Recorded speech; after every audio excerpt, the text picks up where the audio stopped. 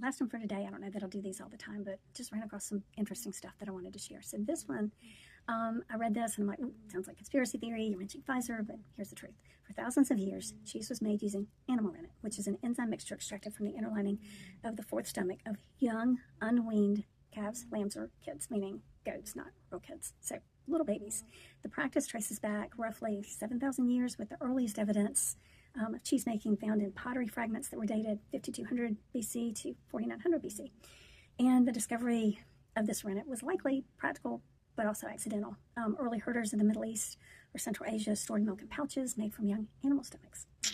The natural chymosin enzyme in the stomach lining, along with heat and motion, of course, causes milk to curdle.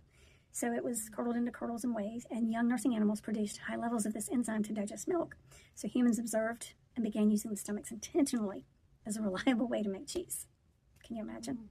So from ancient times until the early 1990s, so like 30 years ago, this traditional animal rennet was the standard method for nearly all cheese production worldwide. Cheesemakers harvested the stomachs, byproduct of the dairy and veal industries, processed them, and used the rennet to coagulate milk. How about that? In 1990, that changed with the introduction of fermentation-produced chymosin. It's called FPC. Pfizer developed the process by inserting the gene for chymosin into microbes such as bacteria, yeast, or fungi. And these microbes are then grown in fermentation tanks, and the pure chymosin enzyme is extracted and purified.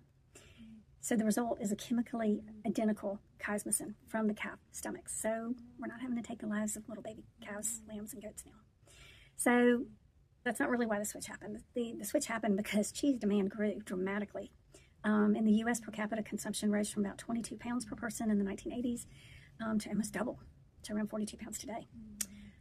Traditional animal rennet supply became limited and also incredibly expensive. The veal industry had declined, so that reduced the availability of young calf stomachs, and that caused price spikes and shortages. So FPC offered a consistent, scalable, and lower-cost alternative that allowed large-scale production of cheese to keep pace with the demands without relying on the animal byproducts for the enzyme. So today, FPC is used in roughly 80 to 90% of U.S. commercial cheeses. Traditional animal rennet is still used in some artisanal cheeses, certain European protected origin varieties, and other specific products. Some fresh cheeses are acid set, and they don't use rennet at all. So this is just simply how the industry evolved from an ancient observation that we carried into the 1990s to a modern industrial shift. So I just thought that was super interesting, and I wanted to share that with you.